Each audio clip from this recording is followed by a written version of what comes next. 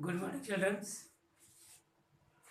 आज हम आपको ग्रेविटेशन गुरुत्वाकर्षण के बारे में बताने जाएंगे। ये क्या होता है गुरुत्वाकर्षण? आप लोग सोचते होंगे कि संसार में, वर्ल्ड में, पूरे ब्रह्मांड में पृथ्वी, सूर्य, चंद्रमा, यानी जितनी भी चीज़ें आप देख रहे हैं ये एक दूसरे से किस प्रकार से अटैच्ड हैं, कैसे संबंधित हैं। हमारी पृथ्वी कहाँ है, सूर्य कहाँ है।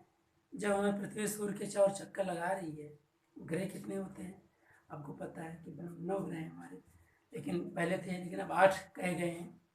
लेकिन सब क्या हो रहे हैं, सब सूर्य के चारों परिक्रमा कर रहे हैं। और कैसे टंगे एक दूसरे की तरफ, इनके बीच में फोर्स लग रहा है।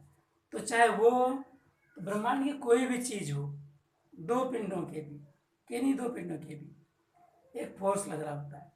आप और जमीन के बीच, आप और पुस्तक के बीच, कहीं भी लीजिए एक फोर्स लगता है।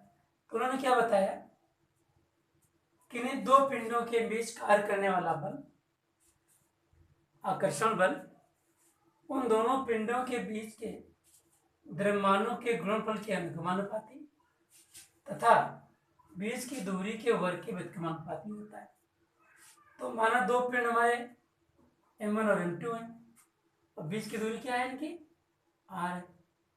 तो क्या होगा, लगने फोर्स क्या होगा, M proportional to M1 M2, F proportional to 1/r²। जब दोनों प्रोपोर्शनल लग रहे होते हैं तो उनके बीच में दोनों को मिला लीजिए, F proportional to M1 M2/r²।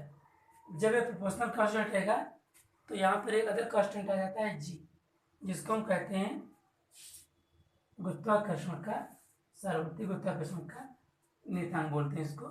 और इसकी वैल्यू क्या होती है, 6.67 × 10⁻11 न्यूटन मीटर्स प्रति कूलम किलोग्राम स्क्वायर।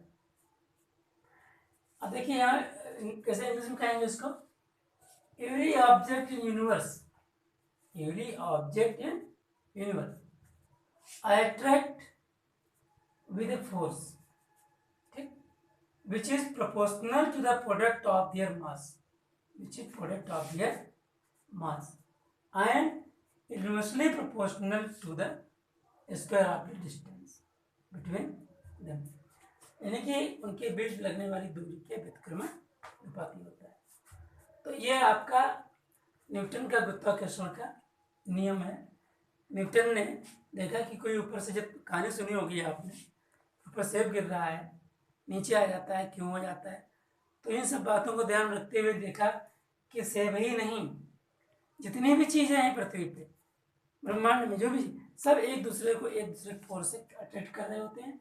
तो ये नियम उन्होंने दिया, और आगे जब पढ़ेंगे आप इलेक्ट्रिक फील्ड में, इलेक्ट्रोस्टैटिक्स में, तो आपको दो चार्जों के बीच में कूलम ने दिया था ऐसी फोर्स, वो आगे बात आएंगे। लेकिन पहले इसको आपको यहाँ समझना है।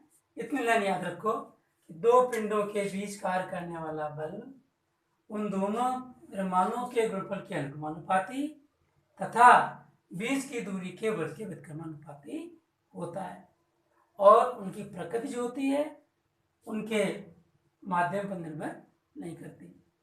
अब छत पर से चाहे एक ईंटा गिराओ और चाहे पंख बिजली मुर्गिया गिराइए, तो दोनों एक साथ गिरते हैं। क्यों?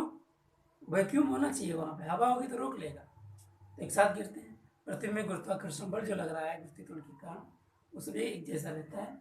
तो इसको तैयार करिए, बहुत इंपॉर्टेंट है, बहुत अच्छा है। अगले आगे बताएंगे। और इसके लिए ग्रेविटेशन गुरुत्वाकर्षण का नियम। Thank you.